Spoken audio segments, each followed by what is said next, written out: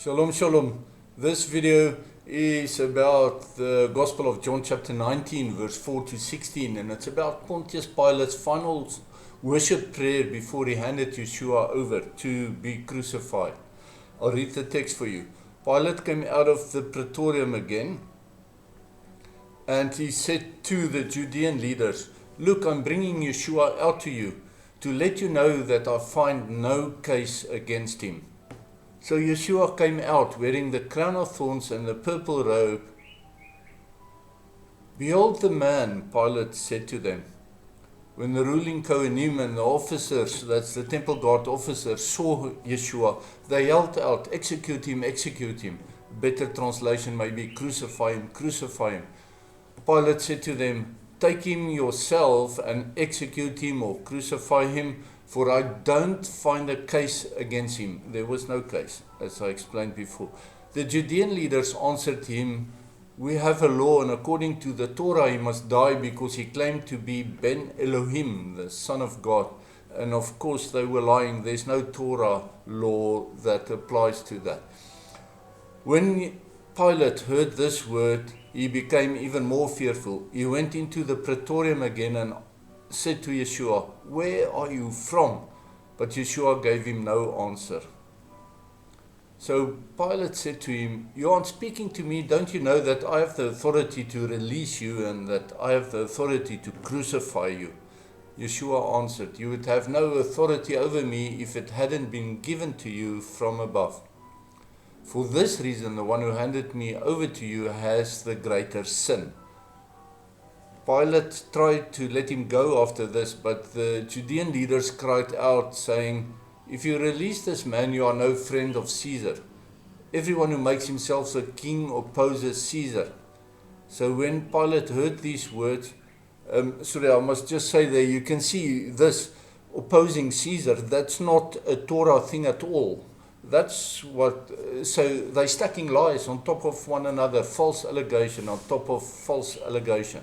Because YESHUA also never opposed Caesar. He said, "Pay unto Caesar what is Caesar's, and pay unto God what belongs to God." But so when Pilate heard these words, he brought YESHUA out and sat down on the judge's seat at a place called the Stone Pavement, but in Hebrew and Aramaic, Gabbatha. It was the day of preparation for Passover, about the 6th hour. That's about 12 noon. Pilate said to the Judean leaders, "Behold your king," and they shouted back, take him away, execute him, crucify him." Pilate said to them, "Should I crucify your king?" The ruling Kohanim answered, "We have no king but Caesar." Finally, after all that, Pilate handed YESHUA over to be crucified. So Pontius Pilate's final act of worship at the trial was to say, "Behold your king, the King of the Jews." He could not yet bring himself to add the Ben Elohim, which is and the Son of God, even though he knew it by then. When the Judean leaders under the house of Annas responded with shouts to have YESHUA crucified, Pontius Pilate responded to them with a question to confirm that they wanted him to crucify the King of the Jews. He later repeated his worship by adding a notice to the cross which read in Hebrew, "YESHUA ha-Nazrati v'melech ha-Yudim," YESHUA the Nazarene, the King of the Jews, which abbreviated to Yod Hei Vav Hei, which is God's holy name. And through the sign, Pontius Pilate acknowledged that YESHUA is Ben Elohim and that YESHUA is Adonai, in spite of the house of Annas' objections to the sign. Pontius Pilate's prayer of worship was first coined by Zechariah 9 verse 9. That's the "Behold the man," or "Behold your king." Let me correct myself there. "Behold your king." And Pontius Pilate, that's what he said, but it was coined first by Zechariah in chapter 9 verse 9, where it's written, "Behold your king is coming to you." And when YESHUA returns, I'm sure there will be shouts of worship of "Behold your king," to welcome back the King of the Jews upon his return to Jerusalem as well. Zechariah prophesied the king's humility, riding on a donkey into the city as he came to be the suffering servant Messiah, the son of Joseph.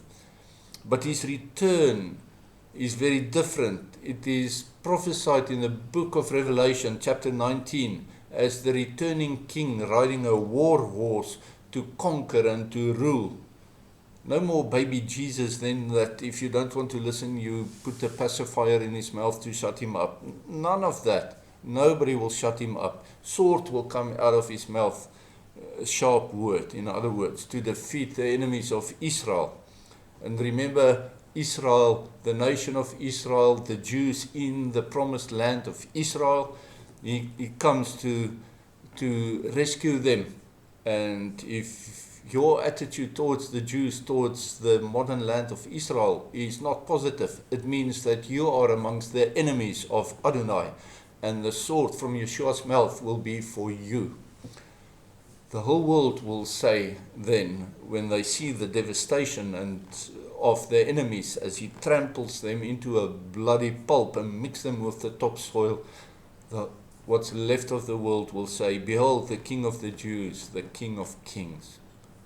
And they'll do that on bended knee with great fear.